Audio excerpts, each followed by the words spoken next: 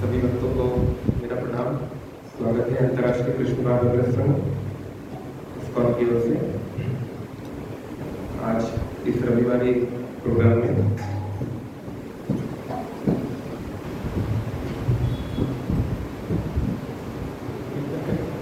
हाँ,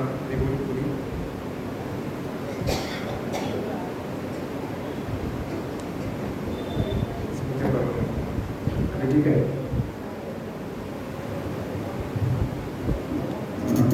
कीर्तन करेंगे डायरेक्शन, कीर्तन हो गया ना? आप लोगों ने कीर्तन कर लिया होगा, ठीक है। हम लोग मंगलाचरण करते हैं, उससे शुरू करते हैं। ओम अज्ञानतिमिरान्धस्य ज्ञानाञ्जनशलाकया चक्षुरुन्मीलितं येन तस्मै श्रीगुरवे नमः। श्रीचैतन्यमनोभीष्टं स्थापितं येन भूतले स्वयं रूपः कदा मह्यं ददाति स्वपदान्तिकं। वन्देऽहं श्रीगुरो श्रीयुतापदकमलं श्रीगुरुन् वैष्णवांश्च श्रीरूपं साग्रजातं सहगणा रघुनाथान्वितं तं सजीवं साद्वैतं सावधूतं परिजनसहितं कृष्णचैतन्यदेवं श्रीराधा कृष्णपादान् सहगणललिता श्रीविशाखान्वितांश्च।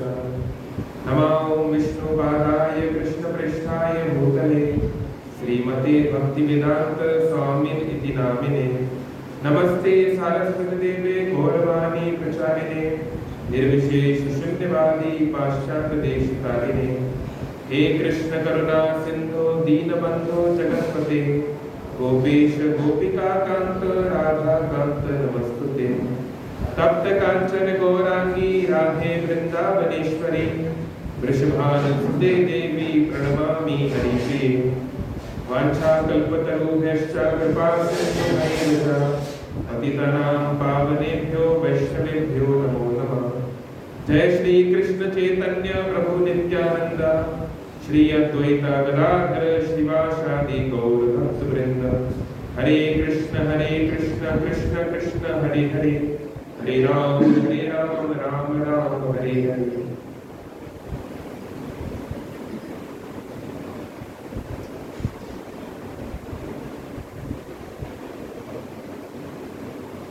हरे कृष्ण। मेरा नाम दीनवत्सल दास है। मैं इस्कॉन भुवनेश्वर में सेवा करता हूँ। भुवनेश्वर ओडिशा की राजधानी है। यहाँ पे जगन्नाथ जी है ना, जगन्नाथ जी जगन्नाथपुरी धाम के पास भी है। तो मैं आप सभी का धन्यवाद देता हूँ और यहाँ के इस्कॉन अजमेर के भक्तों का कि उन्होंने इस सेवा करने का अवसर दिया। तो हम लोग, वैसे मैं मध्य प्रदेश का रहने वाला हूँ इसलिए आपको हिंदी में दिक्कत नहीं होगी। तो हम लोग आज चर्चा करेंगे राज विद्या, सभी ज्ञान का सम्राट कौन है, सबसे उच्च स्तरीय ज्ञान क्या है और जीवन में कैसे उतारना है।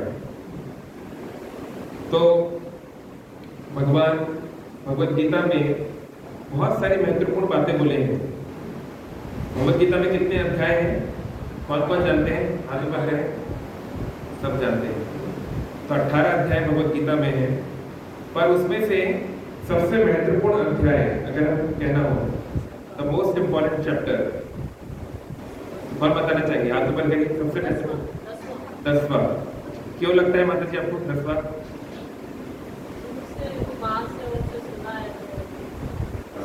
ठीक है। और उसमें दृष्ट और झूठ का जो गीता उपदेश,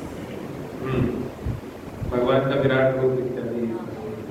ओके, और 18वां सबसे महत्वपूर्ण है। ठीक है। हाँ, ऐसे तो श्रील प्रभुपाद उदाहरण देते हैं कि कोई मीठा सेब है या मीठा आम है, कोई फ्रूट है, तो उसको ऊपर से खाइए, नीचे से खाइए, बीच से खाइए, वो तो स्वाद उसमें आएगा ही। तो गीता तो कहीं से भी पढ़ा जाए बहुत महत्वपूर्ण है। फिर भी भगवत गीता को 3 मुख्य भागों में बांटा गया है। जो पहले 6 अध्याय हैं, चैप्टर 1 to 6, उसमें मुख्य रूप से कर्म योग के बारे में जानकारी दी गई है।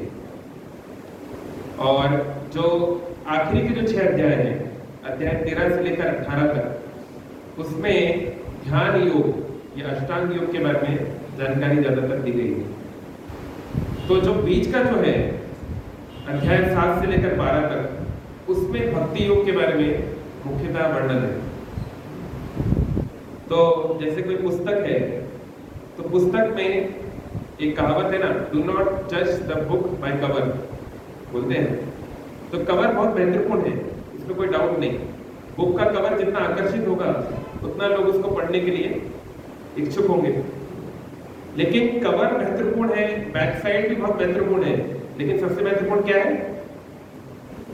उसका कंटेंट, उसके बीच में क्या बताया गया है।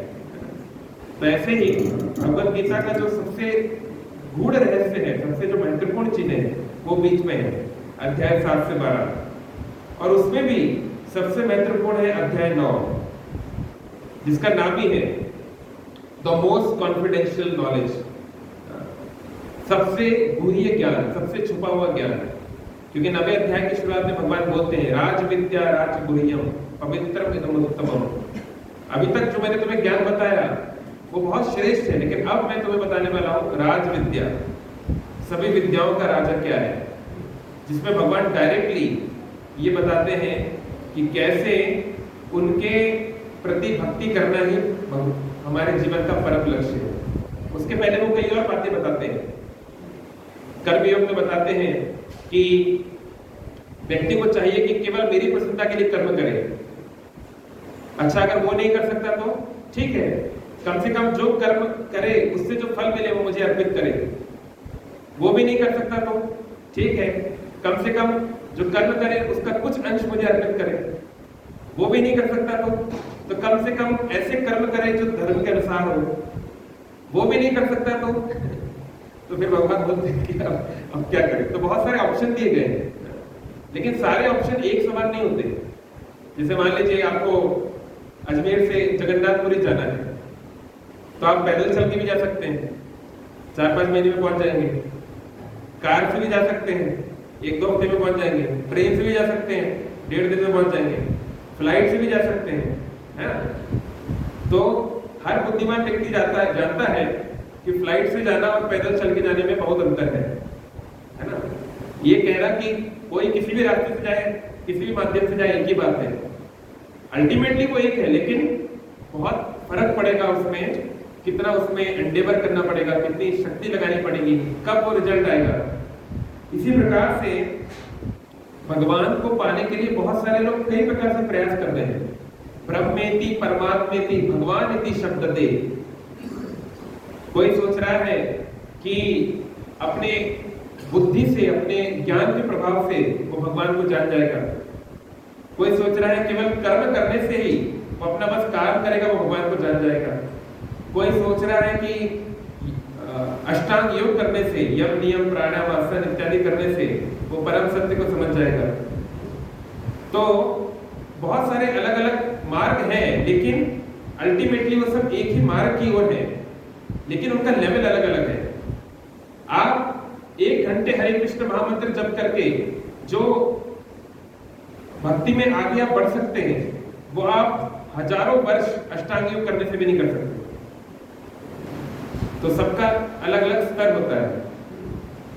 तो श्री चैतन्य महाप्रभु बता रहे हैं शिक्षाष्टकम में। कितने लोग चैतन्य महाप्रभु को जानते हैं? बहुत लोग नहीं जानते। तो श्री कृष्ण चैतन्य महाप्रभु 15वीं शताब्दी में 1486 में नवदीप मायापुर धाम, जो आज बंगाल में आता है, उसमें उनका प्राकट्य हुआ था। और बहुत सारे ऐसे शास्त्रिक प्रमाण हैं कि कैसे चैतन्य महाप्रभु ही भगवान श्री कृष्ण के अवतार हैं। तो चलिए वो तो एक अलग टॉपिक है, लेकिन अगर हम लोग ऐतिहासिक दृष्टि से भी देखें तो चैतन्य महाप्रभु भक्ति आंदोलन को शुरुआत करने वाले व्यक्ति हैं। हम जानते हैं कि 15वीं और 16वीं शताब्दी में भारत में भक्ति आंदोलन शुरू हुआ।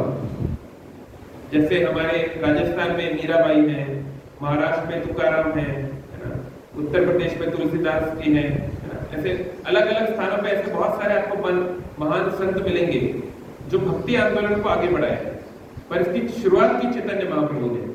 तो भक्ति आंदोलन का अर्थ था कि उस समय में जो हिंदू समाज था, जो वैदिक समाज था, वो कई प्रकार के नियमों से बंधा हुआ था।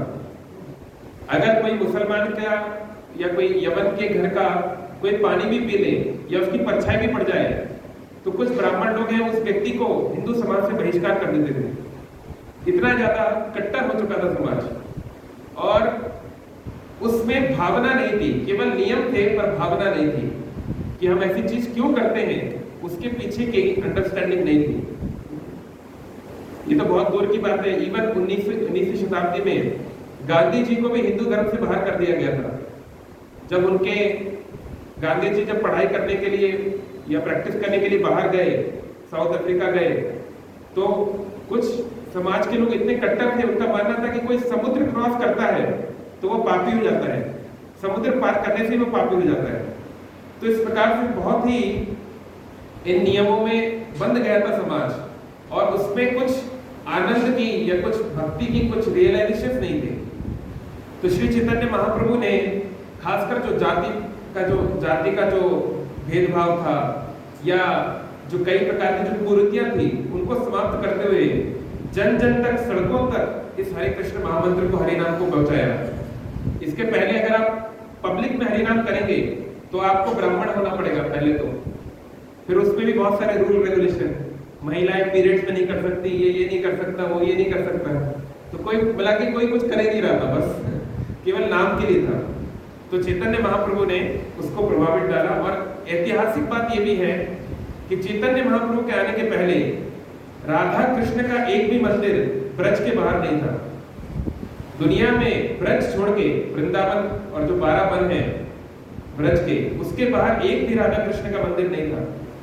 कृष्ण के मंदिर बहुत सारे थे, पर कृष्ण के या तो लक्ष्मी देवी के साथ हैं या रुक्मिणी देवी के साथ हैं, पर जो वृंदावन की जो मधुरिमा है, ब्रज का जो भाव है, उसको चैतन्य महाप्रभु ने दुनिया में, चैतन्य महाप्रभु के शिष्यों ने दुनिया में आगे बढ़ाया। आज आप इसलिए वृंदावन में आप जो कुछ देखते हैं सब चैतन्य महाप्रभु के शिष्यों ने, 6 गोस्वामियों ने उसको आगे बढ़ाया है। तो एनीवे, तो चैतन्य महाप्रभु के ने कभी कोई शिक्षा लिखित में नहीं दी, उन्होंने केवल अपने इंस्ट्रक्शंस दिए अपने शिष्यों को, लेकिन उन्होंने 8 श्लोकों को लिखा है खुद, जिसको शिक्षा अष्टकम कहते हैं। अष्टकम मतलब 8, उसके अंदर पैराग्राफ्स हैं, स्टैंजास हैं। तो उसमें जो तीसरा वाला जो स्टैंजा है वो बहुत महत्वपूर्ण है। तो मेरे पीछे दोहराइए। तृणादपि सुनीचेन तरोरीव सहिष्णुना अमानीना माननेन कीर्तन्य सदा हरि। तो चैतन्य महाप्रभु बोल रहे हैं कि अगर कोई व्यक्ति सदा कीर्तन करना चाहता है कृष्ण का, तो उसको ये 4 काम करने पड़ेंगे। तो हमें सदा कृष्ण का नाम कीर्तन क्यों करना चाहिए? भगवान खुद गीता में बोल रहे हैं, सततम कीर्तयन्तो मां, मेरा लगातार कीर्तन करो। तो कीर्तन का मतलब क्या है? केवल ढोले और करताल लेकर बजाना नहीं। कीर्तन का अर्थ है कीर्ति, भगवान की कीर्ति को याद करना, स्मरण करना, दूसरों को बताना। तो ये जो कीर्तन है, ये तो कीर्तन है ही। अभी हम जो चर्चा कर रहे हैं ये भी कीर्तन है। आप ऐसा कोई काम कर रहे हैं जिससे भगवान प्रसन्न होंगे या दूसरा व्यक्ति भी भगवान की भक्ति से जुड़ेगा, तो वो भी कीर्तन है। तो भगवान कह रहे हैं कि व्यक्ति को अपने जीवन को धीरे धीरे ऐसे लगाना है कि 24 घंटे वो उनकी सेवा में लगे रहे। तो सेवा केवल मंदिर में ही नहीं होती है। अगर हम ऐसा कोई भी काम कर रहे हैं जो गुरु को और कृष्ण को प्रसन्न करेगा और गुरु के आदेश के अनुसार कर रहे हैं, तो वो भी सेवा ही है। जैसे अर्जुन सोच रहा था कि युद्ध में मेरे परिवार के लोगों को मारना पड़ेगा, कितना खून बहेगा, कितनी हिंसा होगी, कितनी औरतें विधवा हो जाएंगी, कितने बच्चे बेचारे अपने पिता को खो देंगे। तो भगवान कृष्ण उनको समझा रहे हैं कि नहीं, कि मेरा स्मरण करते हुए आप इस युद्ध को लड़िए। और यही आपके लिए इस समय धर्म है। तो युद्ध लड़ना भी एक हिंसा का कार्य भी आपका धर्म हो सकता है, भक्ति का कार्य हो सकता है। मान लीजिए अभी कोई इस मंदिर पे आक्रमण करने आ जाए तो उस समय हम ये थोड़ी ना बोलेंगे कि ये हम तो मृदंग करता बजाते रहेंगे, हाँ तुम्हें जो करना है कर दो, तोड़ फोड़ दो, जो करना है कर दो। नहीं, उस समय हमको रक्षा करनी है। भाई कोई चोर आएगा रात को तो आप थोड़ी ना बोलोगे आइए सर इधर सोना रखा है, इधर चांदी है, जो आपको उठाना है उठा ले जाइए। नहीं, उस समय आप आपके पास जितनी क्षमता है आप पूरा प्रयास करोगे। तो इस प्रकार से भक्ति जो है वो भावना की बात है। जैसे कर्म योग में क्या होता है कि कर्म के आधार पे प्रधानता होती है। कई बार लोग सोचते हैं कर्म योग और भक्ति योग एक ही है, कई बार लोग ऐसा सोचते हैं। तो शॉर्ट में बता देते हैं आपको, 3 टर्म्स है। एक होता है कर्मी, एक होता है कर्म योगी, एक होता है भक्ति योगी। ऐसे तो और भी योग है, ज्ञान योग, अष्टांग योग, पर उनको डिफरेंस करना बहुत आसान है, पर इसमें लोग कई बार कंफ्यूज होते हैं। कर्मी मतलब जो व्यक्ति सोचता है कि मैं जो मेहनत करूंगा उससे जो मुझे जो मिलेगा उसको मैं एंजॉय करूंगा, मैं कर्म करूंगा, कर्म का जो फल मिलेगा उस फल में मेरा अधिकार है, उसको मैं एंजॉय करूंगा। दिन भर वो ऑफिस में, फील्ड में, बिजनेस में जो काम करेगा उससे जो रुपया पैसा आएगा उसको वो खुद के एंजॉयमेंट या फिर जिनको वो अपना मानता है, अगर वो किसी को अपना मानता है तो उनके साथ वो एंजॉय करना चाहता है, इसको कर्मी बोलते हैं। तो कई बार लोग बोलते हैं ना कर्म ही पूजा है ना। तो लोग क्या है, गीता का एक श्लोक भी कोट करते हैं इसके लिए, कौन सा? कर्मण्येव अधिकारस्ते मा फलेषु कदाचन। लेकिन कभी भी उस श्लोक की तीसरी और चौथी लाइन कभी कोट नहीं की जाती। आपने कभी सुना है उस श्लोक का सेकंड पार्ट क्या है? ऐसा नहीं होता। जैसे मान लीजिए कोई छोटा बच्चा है, तो छोटा बच्चा जो है उसको कुछ डॉक्टर के पास गया, कुछ हल्का सा सर्दी खांसी है, कुछ है, तो डॉक्टर ने 4-5 प्रकार की बीमारियां, 4-5 प्रकार की दवाइयां दी, 2 कैप्सूल दे दी, 1 टैबलेट दे दी, 1 सिरप दे दिया। तो बच्चे ने सोचा कि जो जो मीठा मीठा है वो मैं ले लूंगा, सिरप ले लूंगा, टैबलेट ले लूंगा, पर ये कैप्सूल नहीं खाऊंगा, बहुत कड़वी है। तो क्या वो अच्छे से ठीक हो पाएगा? तुरंत नहीं हो पाएगा। तो ऐसे ही हमारी दुर्दशा ये है कि एक तो हम भगवत गीता पढ़ते नहीं, और अगर गलती से 1-2 श्लोक कहीं सुन भी लिए, उस श्लोक को भी पूरा नहीं पढ़ते, उसको भी आधा। तो उस श्लोक की जो तीसरी चौथी लाइन है, कर्मण्येव अधिकारस्ते मा फलेषु कदाचन मा कर्म फल हेतुर्भुः माते संग अस्तु अकर्मणि। तो भगवान तीसरे लाइन में बोल रहे हैं मा कर्म फल हेतुर्भुः। ये मत सोचो कि तुम्हारे कारण ये दुनिया चल रही है, तुम्हारे कारण तुमको ये फल मिल रहा है, नहीं। तुम केवल एक नियत हो, एक निमंता हो, एक केवल माध्यम हो। तुम नहीं करोगे तो कोई और करेगा। आप युद्ध नहीं लड़ोगे तो ऐसा नहीं कि कौरव जीत जाएंगे। कृष्ण ने बताया कि मैं ऑलरेडी कौरवों को मार चुका हूं, मृत्यु सर्वहरश्चाहम्, मैं मृत्यु हूं और सबको समाप्त कर देता हूं। तो ऑलरेडी मैं कौरवों को मार चुका हूं। तुम बाण चलाओ चाहे ना चलाओ, लेकिन चलाओगे तो तुम्हारा जय जयकार होगी, लोग तुम्हें प्रशंसा करेंगे। तो तुम मेरे भक्त हो, मेरे प्रिय हो, इसलिए मैं चाहता हूं तुम ये काम करो। तो ऐसे ही हम सोचते हैं अरे अगर मैं मेहनत नहीं करूंगा तो मेरा परिवार कौन चलाएगा। ऐसा कई बार होता है कि परिवार में जो कमाने वाले वो चले जाते हैं, फिर भी परिवार चलते हैं।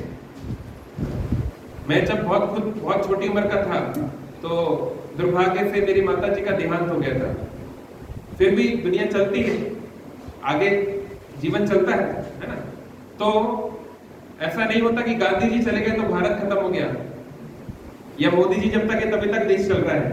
दुनिया अपना, प्रकृति अपने अनुसार चलती रहती है। सचिन तेंदुलकर आएंगे जाएंगे, विराट कोहली आएंगे जाएंगे, खेल चलता रहेगा, नहीं। तो ऐसे ही हमको ये समझना है कि कोई अगर सोचता है कि मैं कर्मी हूं, हम बस अपनी मेहनत से काम करेंगे और इसको एंजॉय करेंगे, तो इसमें दिक्कत क्या है? कोई बोले वर्क इज वर्शिप, कर्म ही पूजा है, तो इसमें प्रॉब्लम क्या है? अच्छा आप बताइए। कोई अगर ऐसे बोलता है कि नहीं भगवान के पास जाने की क्या जरूरत है? बस अच्छे काम करो, किसी को बुरा मत करो, कोई चोरी मत करो, कोई डकैती मत करो, कोई गलत काम मत करो, ईमानदारी से कमाई करो, उसको खाओ, उसको एंजॉय करो। तो ये जो प्रपोजिशन है, ये जो प्रस्ताव है, इसमें क्या कमी है? आपको क्या लगता है?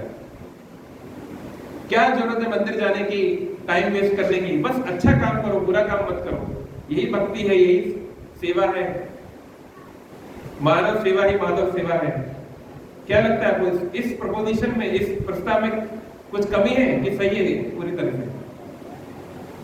आप बताइए। आपने बोला सही नहीं है, क्यों? क्या नाम है सर आपका? राजीव जी। जी राजेश जी। जी मुझे लगता है सर इस प्रपोजिशन में अहंकार का भाव बहुत जागृत होता है। हाँ कि भैया एक तो मैं करने वाला हूँ। भगवत गीता बोलती है प्रकृति क्रियमाणानि गुणे कर्माणि सर्वशः अहंकार विमूढ़ आत्मा कर्ता हम इति मन्यते। इस दुनिया में जो कुछ हो रहा है भौतिक प्रकृति के अरेंजमेंट से हो रहा है, गुण और कर्म के अनुसार हो रहा है, लेकिन अहंकारी व्यक्ति सोचता है कि मेरे कारण हो रहा है। तो भगवत गीता का 18वां अध्याय भगवान इसको खुली चुनौती देते हैं इस बात को। कोई ये सोचता है कि मैं किसी के लिए कुछ कर सकता हूं अपनी इच्छा से, तो वहां भगवान श्लोक में बोले अधिष्ठानाम तथा कर्ता। मान लीजिए मुझे बहुत छोटी सी चीज करनी है। ये जो छोटा बच्चा है, मान लो मुझे इस छोटे से बच्चे को पानी पिलाना है। यहाँ पे एक बॉटल है, मुझे उनको पानी पिलाना है, बहुत छोटी सी चीज करनी है। क्या इस बात की गारंटी है कि मैं काम कर पाऊंगा? 100% कोई गारंटी है? जैसे क्या ऐसा क्या हो सकता है कि मैं उसको ना पिला पाऊं? कुछ उदाहरण? हाँ, पानी गिर सकता है। कोई आ गया, बिल्ली आके गिरा दी पानी। अच्छा, और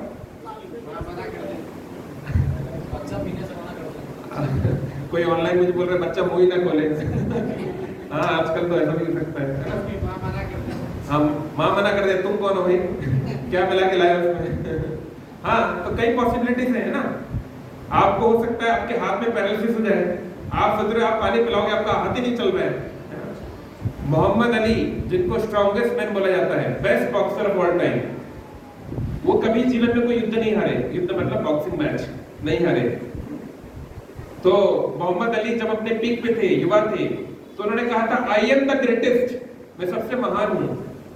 और उनको ग्रेटेस्ट स्पोर्ट्समैन माना भी जाता है 20th सेंचुरी का, 20वीं शताब्दी का बेस्ट खिलाड़ी, क्योंकि अमेरिकन थे और अमेरिका ने दबदबाया हर जगह पे। एनीवे, तो लेकिन समय का देखिए ऐसा खेल हुआ कि आगे चल के उनको एक बीमारी हो गई, पार्किंसन डिजीज। तो पार्किंसन डिजीज ऐसा होता है कि व्यक्ति के अपने लिम्स पर, अपने अंगों पर कंट्रोल नहीं रहता। तो उनका एक वीडियो है, आप देख भी सकते हैं यूट्यूब पर। एक कॉफी का कप है, उस कप को उठाने में उनके हाथ 5 मिनट बाद वो वहां तक पहुंचते हैं, फिर 5 मिनट बाद वो उठा पाते हैं। एथेंस में जब ओलंपिक्स हुआ तो उनको मशाल जलाने के लिए बुलाया गया, तो वो मशाल भी नहीं पकड़ पा रहे थे, वो उनको एक सपोर्ट की जरूरत पड़ी। तो जो व्यक्ति जो इतना शक्तिशाली था, जिससे कोई लड़ नहीं पाता था, इतना बड़ा बाहुबली था, आज उसकी ऐसी हालत हो गई कि कप भी नहीं उठा पा रहा था। और ऐसा नहीं कि वो बहुत वृद्ध हो गए थे, 90-100 साल के, ऐसी बात नहीं है। 50-55 साल 60 साल की उम्र में ऐसा हो गया। तो उनसे पूछा गया कि मोहम्मद अली, आपने कहा था कि यू आर द ग्रेटेस्ट, आप सबसे महान हैं, तो अभी भी क्या इस बात को आप मानते हैं? तो मोहम्मद अली ने बोला yes I am the greatest fool, मैं सबसे महान हूं, सबसे महान मूर्ख हूं। आपको जान के बहुत खुशी होगी, शीला प्रभुपाद जी के एक शिष्य थे, श्रीमद भक्ति तीर्थ स्वामी, वो अफ्रो अमेरिकन थे, मोहम्मद अली की तरह ही। उन्होंने मोहम्मद अली को बहुत सारी प्रभुपाद जी की पुस्तकें दी। उन्होंने कई पुस्तकों को पढ़ा, गीता को भी पढ़ा, और बहुत सारे उनके डिस्कोर्सेस को सुना।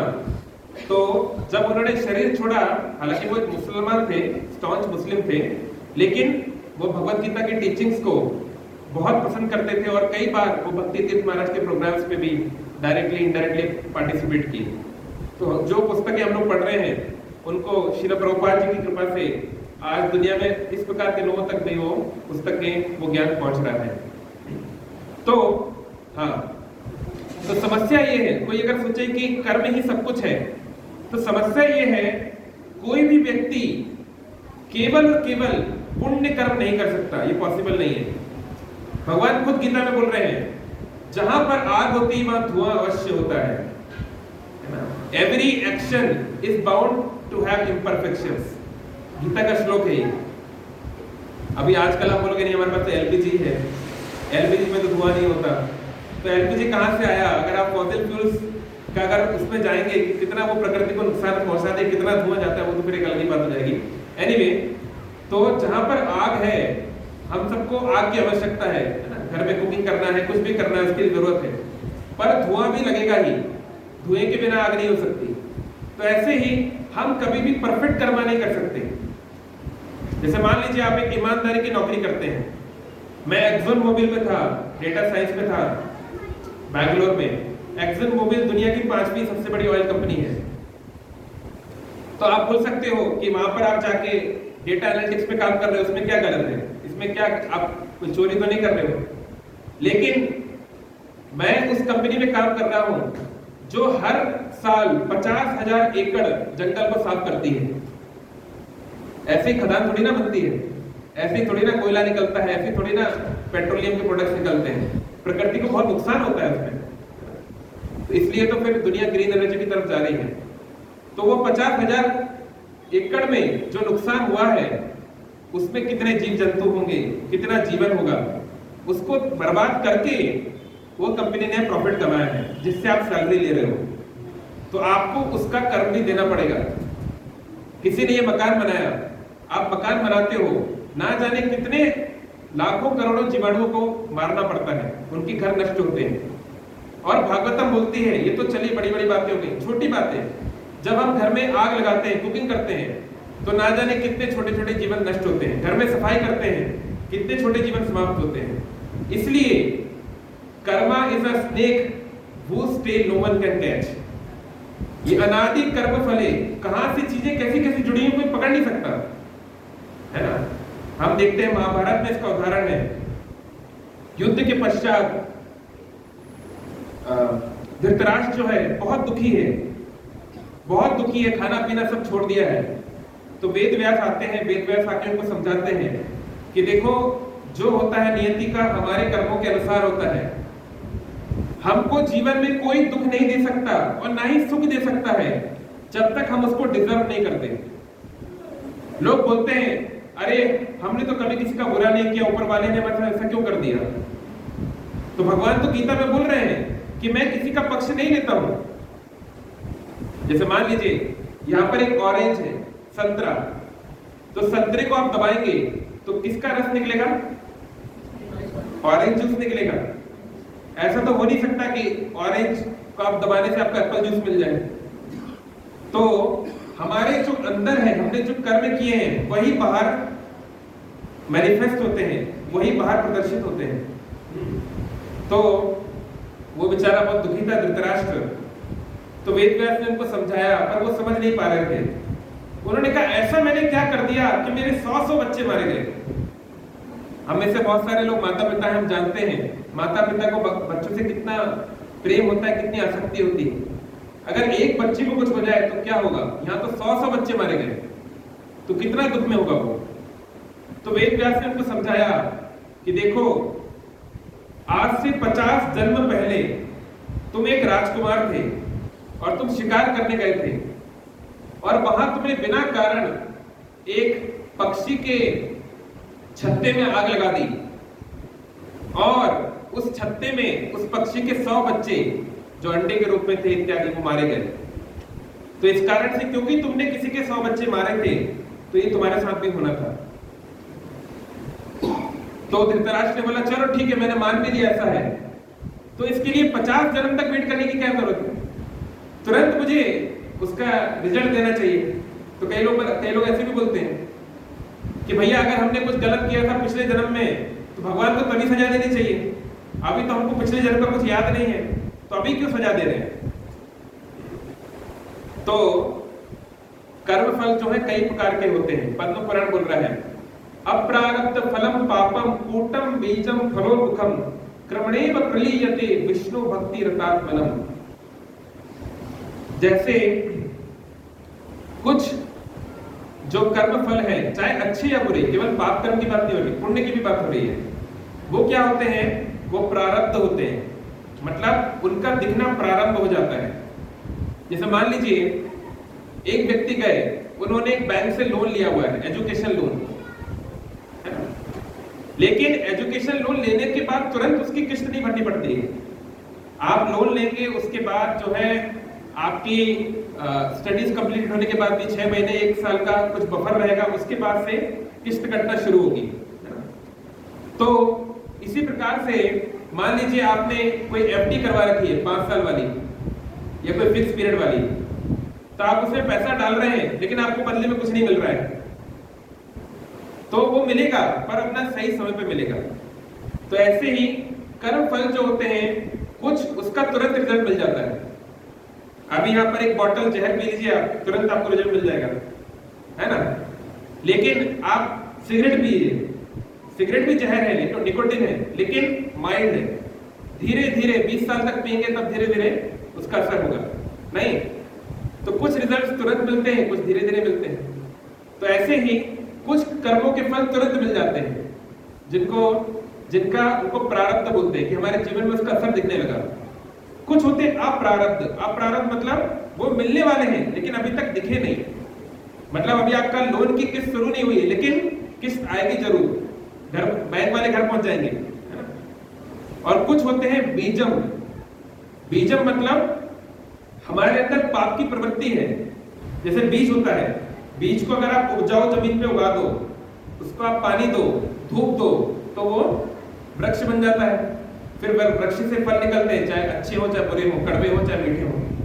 तो ऐसे ही हमारे अंदर प्रवृत्तियां हैं जिसको बीज बोलते हैं। अब ये बीज अगर जिस प्रकार के एनवायरनमेंट में रहेगा उस प्रकार का फ्रूट निकलेगा। तो अब पाप की प्रवृत्ति भी हो सकती है, पुण्य की प्रवृत्ति भी हो सकती है।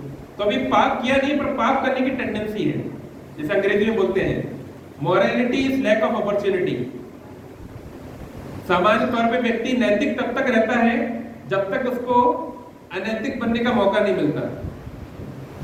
एक सिविल सर्वेंट, एक भक्त बता रहे थे कि देखिए जब कोई हम देखते हैं कि छात्र लोग हैं, कोई यूपीएससी की तैयारी कर रहा है ना, या एमपीपीएससी, या राजस्थान में क्या होता है पब्लिक सर्विस कमीशन कुछ होता होगा ना, हाँ, तो अलग अलग सब एग्जाम्स की तैयारी करते हैं। तो ये नॉर्मल छात्र होते हैं, नॉर्मल परिवारों से आते हैं। तो हम सब बोलते हैं, वो लोग बोलते हैं देखिए देश में कितना भ्रष्टाचार है, अफसर कितने बुरे हैं, हम लोग जाएंगे सिस्टम को परिवर्तन करेंगे, ईमानदारी से काम करेंगे, गरीब आदमी तक उसका जो हक है वो पहुंचाएंगे, है ना? तो सामान्य लोग होते हैं। फिर वही स्टूडेंट्स 5-5 साल तक तैयारी करने के बाद जब अफसर बन जाते हैं तो फिर वही भ्रष्टाचार करने लगते हैं, और जितना पहले नहीं किए थे उससे ज्यादा लोग करने लगते हैं। नहीं, क्योंकि पहले वो उनके पास वो अपॉर्चुनिटी नहीं थी, वो मौका नहीं था करने का। अभी आ गए तो बस सब नैतिकता भूल गए और अपने काम में लग गए। तो हमारे अंदर ये बीज भी है जो पाप या पुण्य के रूप में फल लेता है। और एक होता है कूटम।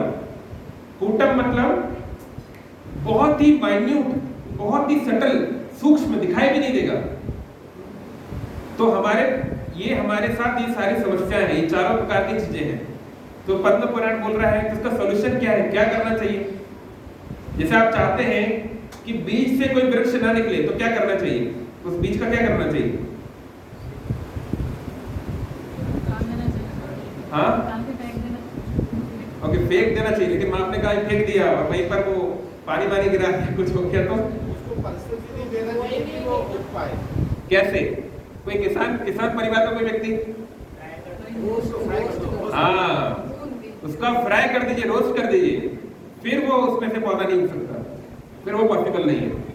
आपको उसको हीट अप कर देना है, फिर वो आप उसमें पानी डालो चाहे गंगा जल डालो, वो नहीं उगेगा, है ना? तो ऐसे ही विष्णु पुराण, पद्म पुराण बोल रहा है क्रमणेव प्रलीयते विष्णु भक्ति रतात्मनम। दृढ़ता पूर्वक विष्णु भक्ति की जाए तो हमारे सारे कर्मों का नाश हो सकता है, अच्छे हो चाहे बुरे हो। तो देखिए, चाहे आप किसी ज्योतिषी के पास जाएं चाहे फलाना किसी बाबा के पास जाए, वो आपके कर्मों को अरेंज कर सकते हैं। जैसे आप डॉक्टर के पास गए, अब आपको कैंसर हो गया है स्टेज 1, तो भैया वो बोलेगा ऐसा ऐसा करो, ये थेरेपी लो, ये करो, वो करो, लेकिन धीरे धीरे देखा जाता है जनरली परेशानी बढ़ती चली जाती है। तो कुछ समय तक वो कुछ अरेंजमेंट कर सकता है, लेकिन अल्टीमेटली प्रॉब्लम को सॉल्व नहीं कर पाएगा। तो ऐसे ही जो चांद तारे हैं, ग्रह हैं, नक्षत्र हैं, किसी को राहु हो गया, किसी को शनि की 7.5 हो गई, ये हो गया, वो हो गया, तो ये अंगूठी पहन लो, ये कवच लगा लो, उससे कुछ समय के लिए टेम्परेरी रिलीफ मिल सकता है। लेकिन कोई भी व्यक्ति, कोई भी मनुष्य आपके कर्म फल को खत्म नहीं कर सकता, यहाँ तक कि देवी देवता भी नहीं कर सकते, वो खुद इसके द्वारा बाउंड है ना। शनिदेव की 7.5 उसको लगती है जो उसको डिजर्व करता है, उसके कर्म फल ऐसे हैं कि उसको वो दुख मिलना है ना। ऐसे ही किसी को सजा नहीं दी जाती है, कुछ कारण है उसका। तो प्रश्न है तो हम क्या कर सकते हैं? तो जो राजा है, जिसे बोलते हैं ना, the lawmaker is of the law, राजा जो होता है वो नियमों को चेंज कर सकता है। जैसे हमारे देश में भी व्यक्ति ने बड़ी से बड़ी क्राइम क्यों ना किया हो, आतंकवादी क्यों ना हो, तब भी एक व्यक्ति है जो उनको राहत दे सकता है। कौन? राष्ट्रपति दे सकते हैं। कई सालों तक ऐसे बहुत सारे आतंकवादी थे जिनको जो है फांसी पे नहीं चढ़ाया गया राष्ट्रपति के कारण, ऐसा कई बार होता है ना। तो जो राजा है अगर वो रहम करे तो कोई भी व्यक्ति को वो छोड़ सकता है जब चाहे, और कोई अगर ऐसा करेगा, कोई जेलर ऐसा कर दे कि कोई ऑफिसर ऐसा कर दे, तो राजा उसको दंड देगा, है ना। लेकिन राजा चाहे तो वो कर सकता है। तो ऐसे ही भगवान विष्णु जिन्होंने इस सारे जगत को बनाया है, जो इन नियमों को बनाए हैं, जो माया घर है, अगर वो चाहे तो वो हमारे सारे कर्म फल को हर सकते हैं। इसलिए भगवान विष्णु का, भगवान कृष्ण का एक नाम है हरि। लोग सोचते हैं हरि मतलब जो हर लेगा, पर क्या हर लेगा? आपके दुख हर सकते हैं वो, और अल्टीमेटली आपके पाप फल कर्म को वो हर सकते हैं, जो और कोई नहीं कर सकता। तो इसलिए जब हम भगवान हरि की शरण में जाते हैं तो वो सारे कर्म फलों को चेंज कर सकते हैं। एक पुराण में एक उदाहरण दिया गया है कि जैसे एक वृक्ष में बहुत सारे पक्षी हैं, जैसे कबूतर आते रहते हैं ना, छतों पे आते हैं, तो कबूतर अगर आगे आपको परेशान कर रहे हैं तो आप क्या कीजिए, वहां पर साउंड कीजिए, कुछ आवाज कीजिए, तो तुरंत भाग जाते हैं, है ना। तो ऐसे उदाहरण दिया गया है कि अगर एक वृक्ष पे बहुत सारे पक्षी हैं, तो जैसे उन पक्षियों को बार बार ताली मारने से उसकी आवाज से वो भाग जाते हैं, ऐसे ही जब कोई हरि कीर्तन में ताली बजाता है तो उसके जितने पाप हैं, उसके जितने कर्म फल हैं, वो उसके भाग्य से उड़ जाते हैं। इसलिए एक बार जोर से ताली बजा दीजिए, हरे कृष्णा कृष्णा कृष्णा हरे हरे, हरे राम राम राम हरे हरे। तो श्रील प्रभुपाद बोलते थे कि जो कीर्तन में ताली बजाता है उसकी हाथ की रेखाएं बदल जाती हैं। मतलब भले फिजिकली ऐसा ना हो, लेकिन सूक्ष्म रूप से उसका किस्मत बदल सकती है। और ऐसे बहुत सारे उदाहरण हैं शास्त्रों में कि जिनके साथ, जैसे हम देखते हैं अर्जुन के पुत्र का नाम क्या है? अभिमन्यु के पुत्र का नाम परीक्षित जब अपनी माँ के गर्भ में थे, क्या नाम था उनकी माँ का? उत्तरा। तो उनके ऊपर अश्वत्थामा ने ब्रह्मास्त्र चला दिया, और ब्रह्मास्त्र इतना पावरफुल वेपन है कि उसका कोई सानी नहीं है, कोई इसको रोक नहीं सकता।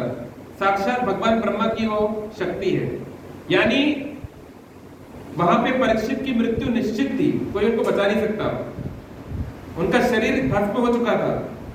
लेकिन भगवान श्री कृष्ण ने अपनी दया अनुकंपा दिखाते हुए उत्तरा उनके पास जाके बोलती है, भागवत में आप पढ़ सकते हैं फर्स्ट कैंटो में, कृष्णा कृष्णा महायोगी, हे कृष्ण आप तो सभी योगियों के भी ईश्वर हैं, आप कुछ कीजिए, मेरे संतान की रक्षा कीजिए।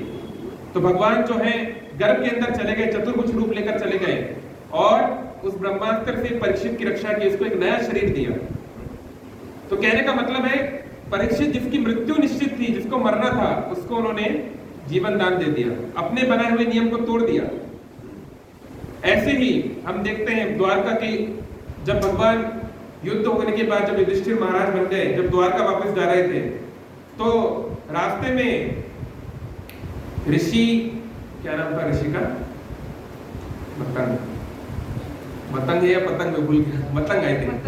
हाँ, मतंग ऋषि जो है उनसे उनका मुलाकात हुआ। कृष्ण जा रहे हैं अपनी सारी सेना के साथ, तो ऋषि बहुत प्रसन्न हुए, भगवान कृष्ण का आदर सत्कार किया। अब ये जो ऋषि थे बहुत समय से समाधि में थे, उनको पता ही नहीं क्या चल रहा है दुनिया जगत में। तो उन्होंने पूछा कि आपके जितने रिश्तेदार हैं, कौरव पांडव, सब ठीक तो है ना? तो भगवान कृष्ण ने बताया ऐसी ऐसी बात हुई, महान युद्ध हुआ, उसमें कौरव सारे मारे गए। तो वो ऋषिवर को बहुत गुस्सा हो गया, अरे तुम्हारे होते हुए तुमने युद्ध क्यों नहीं रुका? मैं यहाँ पर तपस्या कर रहा हूं ताकि विश्व में शांति बने, और आप ईश्वर होकर उनको नहीं रोक पाए। आपको ईश्वर होने का अधिकार नहीं है, मैं तुमको श्राप देता हूं। उन्होंने बस जैसे ऐसे बोला, भगवान कृष्ण ने बोला रुक जाइए, आप चाहे तो श्राप दे दीजिए, लेकिन मैं श्राप को ग्रहण नहीं करूंगा। आप जानते नहीं मैं कौन हूं। श्राप तब लगता है जब मैं उसको लेना चाहूं। जैसे मान लीजिए कोई छोटा बच्चा, वो छोटी सी बंदूक होती है ना, पिचकारी वाली, वो लोग बोलता हैंड्स अप। तो कोई मान लो उसके पिताजी पुलिस ऑफिसर है, वो अपने हाथ ऊपर कर दे, तो बच्चा सोचे देखो मेरी कितनी शक्ति है, पिताजी को भी डरा दिया। नहीं, तो ये उसकी मूर्खता है। भगवान श्री कृष्ण किसी नियम, किसी भौतिक इन सब चीजों से बंधे हुए नहीं है, क्योंकि उन्होंने ही इनको बनाया है। कई बार लोग बोलते हैं अरे गांधारी ने श्राप दे दिया इसलिए यदुवंश का नाश हो गया। अब भगवान को अपनी लीला समाप्त करनी थी, इसलिए इसको लीला बोलते हैं। लीला का संस्कृत में मतलब है नाट्य, ड्रामा। लीला में जो होता है it may not be the factual truth. जैसे मान लीजिए हमारे बॉलीवुड में वो थे ना अमरीश पुरी, तो वो बहुत सारा रोल करते थे, खतरनाक विलन का, नहीं मोगैम्बो और क्या क्या, और कुछ याद नहीं आ रहा। एनीवे बहुत सारे उन्होंने रोल्स किए, आप जानते हैं। लेकिन ऐसा माना जाता था कि वो अच्छे आदमी थे, सभ्य व्यक्ति थे, है ना, नॉर्मली वो he was a good person. लेकिन स्क्रीन पर उनके जो रोल सारे खतरनाक थे। तो जो स्क्रीन में जो होता है जरूरी नहीं वो रियल भी हो। तो जो लीला होती है, यानी ऐसे नहीं कि भगवान बंद गए बेचारे, कि खाना नहीं मिल रहा है, कि माँ की वो छड़ी से डर गए, हाँ, क्या उनको जरासंध ने भगा दिया, ये सब लीला है, ये नाटक है। ये नाटक क्यों करते हैं हम और आप? हम लोग कोई नाटक देखने क्यों जाते हैं? क्यों करते हैं नाटक, बताइए आप? मनोरंजन के लिए। अच्छा, और भाई मजा आना चाहिए ना। हम मूवी देखने क्यों जाते हैं? मूवी मतलब क्या? मूवी नाटक है कि कुछ मजा आए, एंटरटेनमेंट हो और हाँ कुछ सीखने को मिले। तो जो दुनिया में जो नाटक होते हैं उनसे दो चीजें होती हैं, एजुकेशन एंड एंटरटेनमेंट। लेकिन जो भगवान का जो नाटक है, जो भगवान की जो लीला है, इसमें तीन चीजें होती हैं, एजुकेशन और एंटरटेनमेंट तो होता ही है, साथ में एनलाइटनमेंट भी होता है, व्यक्ति का आध्यात्मिक विकास भी होता है। उन लीलाओं को आप सुनते रहिए तो आपका धीरे धीरे कृष्ण के प्रति प्रेम बढ़ने लगेगा, पाप करने की प्रवृत्ति कम हो जाएगी स्वतः ही उन कथाओं को सुनने से। तो अच्छा, कहां से कहां आ गए हम? हाँ, तो भगवान ने उस ऋषिवर को मना कर दिया कि नहीं, आप जो बात बोल रहे हैं इसको मैं एक्सेप्ट नहीं करूंगा। तो कहने का तात्पर्य, भगवान चाहे तो वो केवल बदल सकते हैं और कोई नहीं। तो इसलिए शास्त्र बोल रहे हैं कि भगवान की भक्ति करने से बड़े से बड़ा पापी क्यों ना हो, वो बहुत बड़ा संत बन सकता है। इसलिए बाइबल में भी कोटेशन है कि every saint has a past and every thief has a future. जैसे हम जानते हैं, ये वाल्मीकि रामायण जिन्होंने लिखा है ना, महर्षि वाल्मीकि, वो ऐसे नहीं कि वो जन्मजात पैदा होते ही ब्राह्मण थे और राम नाम जप कर रहे थे, ऐसा नहीं था। वो भक्ति में आने के पहले वो पता है क्या थे? हाँ, दस्यु प्रवृत्ति के थे। दस्यु मतलब हिंदी में बोलेंगे डाकू।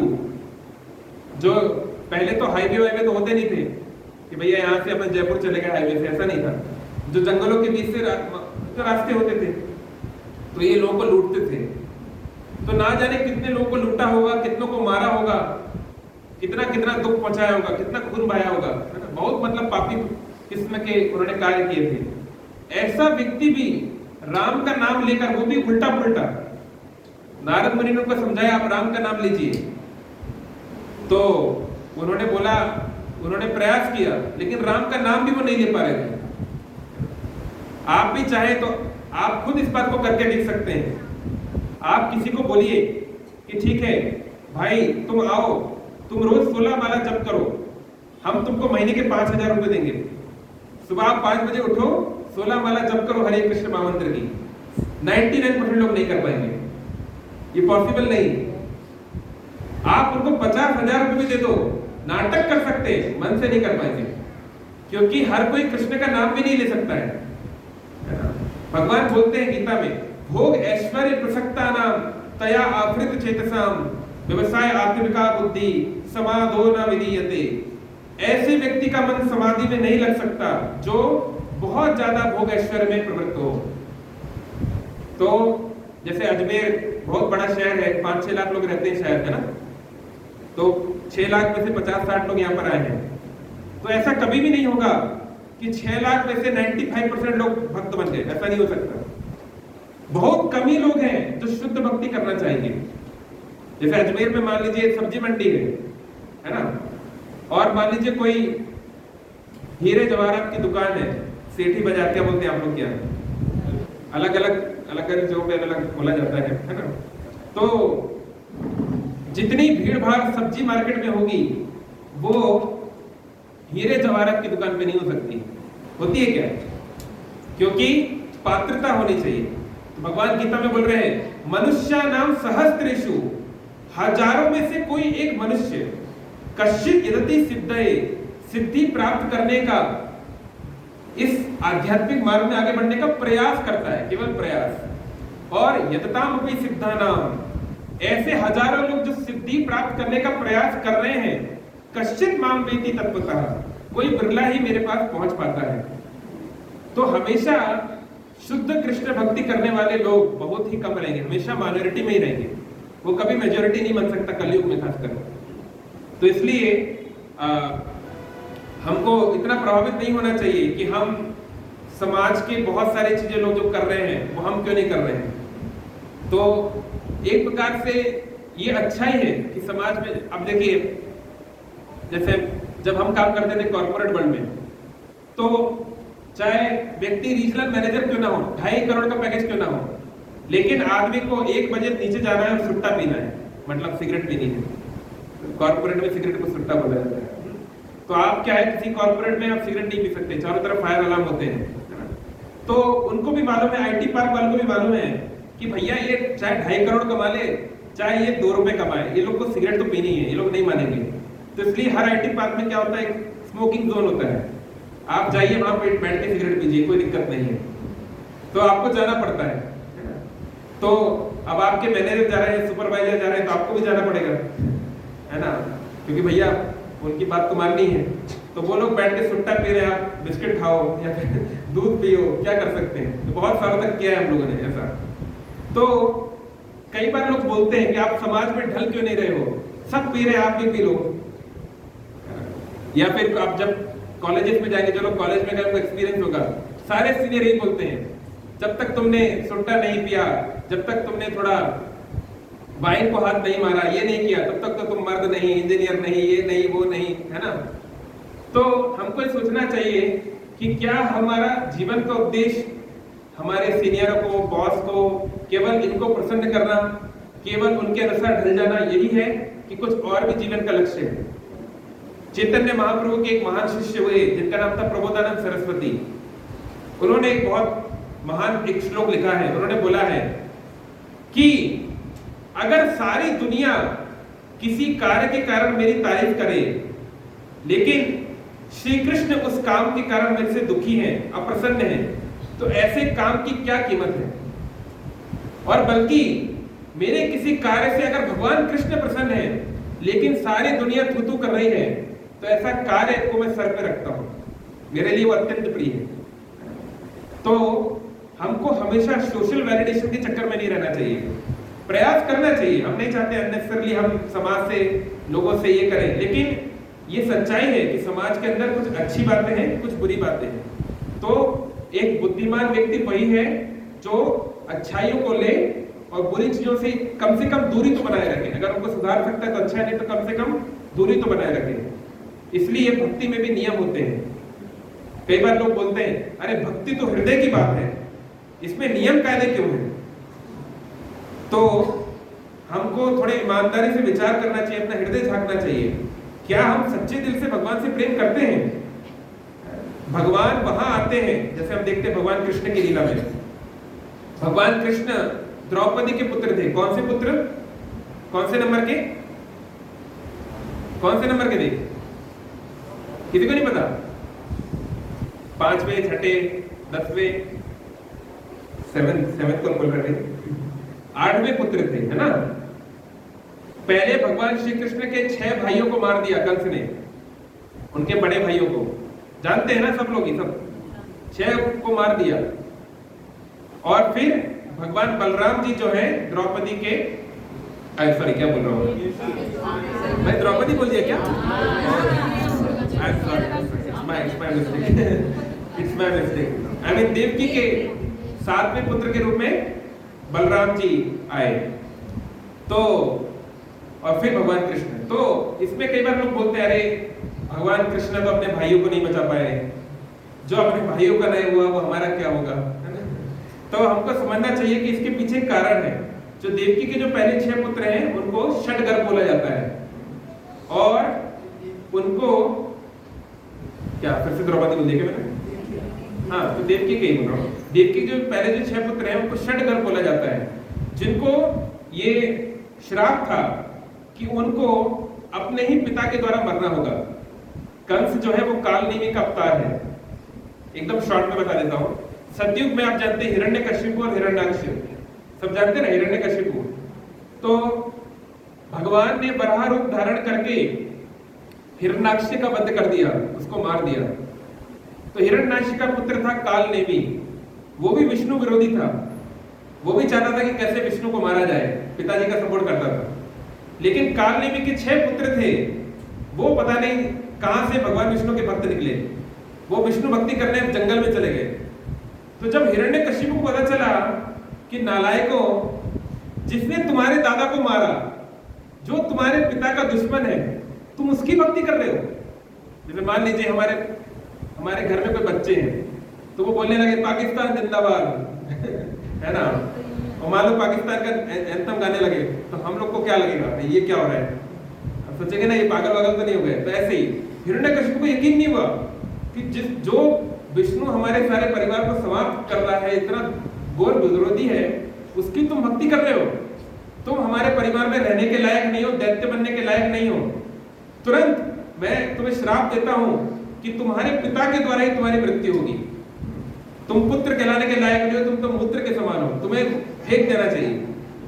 तो उन्होंने, तो हिरण्यकशिपु ने उन 6 को ये श्राप दे दिया।